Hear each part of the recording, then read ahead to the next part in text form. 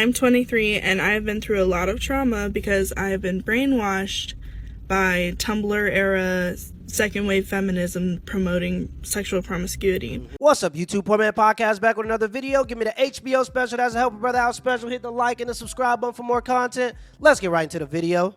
I'm a little mad about something. We trying to live up to this hot girl, city girl. I'm talking about we walk around, these niggas, pop this, get this money, and our fucking leaders are in love. These bitches in whole relationships. These bitches teaching us how to hop on and off, steal money from niggas while they sleep, how to finesse the out of his drugs so we can go sell it. And they over here living happily ever after. We keep standing at the bottom of the steps waiting for Megan and City Girls to drop more songs with more instructions on how to fuck our lives up. These bitches is rich and in love. And we broke and single. Well, I ain't broke, but I'm for the people, so I'm gonna act broke today. Megan, you wanna help us? Rap about how you got money back, yo. Young Miami is happily in love with a nigga who says she ugly with her wig off. If that ain't love, I don't know what the fuck is. Nikki, how did you get Kenny? Cardi, how you still going strong with Offset? Iggy, how did you get Playboy? That's like taking relationship advice from a single. Come on. You want us to be hot girls, but y'all having a Sierra summer. Shit. She's absolutely right. With the rise of the sexual liberation movement and third wave feminism,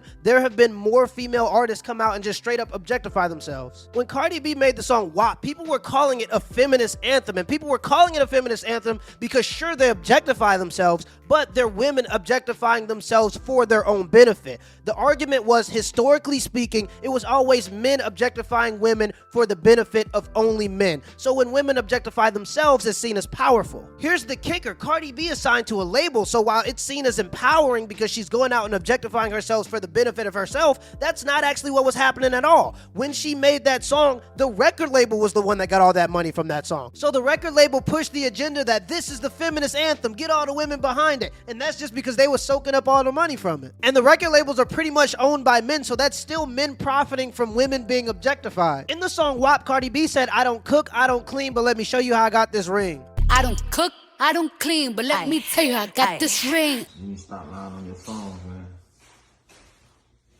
She be lying. She clean. She got it clean. Awkward. Nicki Minaj got on stage in front of a crowd of women and told all of them to be independent and they should run a man's pockets because they're valuable. Where my ladies at that ain't trying to depend on no man for shit? But if they want to give you gifts and stuff, you can take it. If they want to give you like a couple stacks, you can take it. But it's okay to run that nigga pockets. Because you're very valuable, ladies.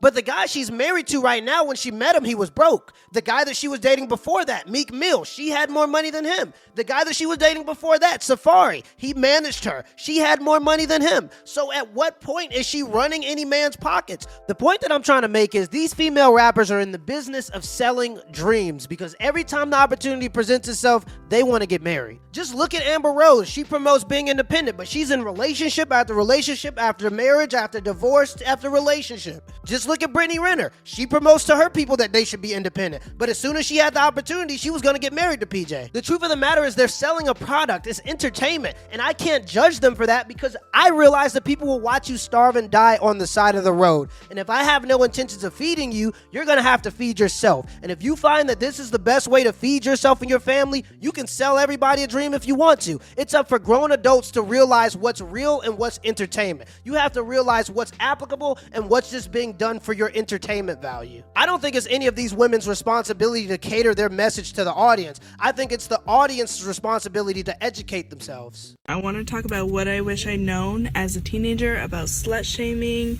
and sexual liberation because that's a huge topic on here. I'm 23 and I have been through a lot of trauma because I have been brainwashed by Tumblr era second wave feminism promoting sexual promiscuity.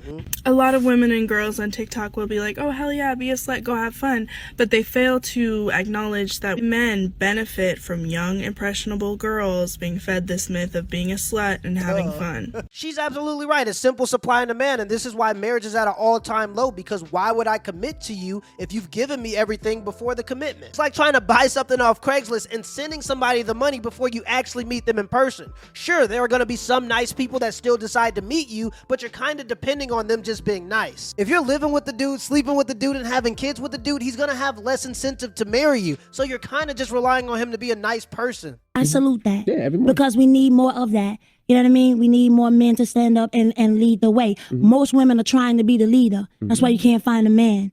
You can't be the king in the house. Fall back and be the queen and let your man lead the way. So I salute you for that. What does that mean? You can't be a leader? Because a lot of women look at like, no, I can lead in my household. I can do this in my household. What does that mean? That's not how it's supposed to be, and that's why we bump heads. And I feel like it's a generational thing.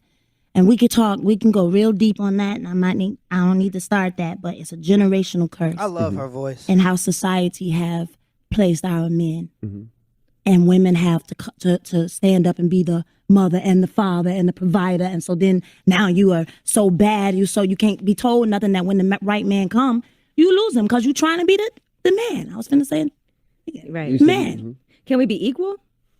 Oh, of course. Because at the end of the day, I'm the neck, my man's the head.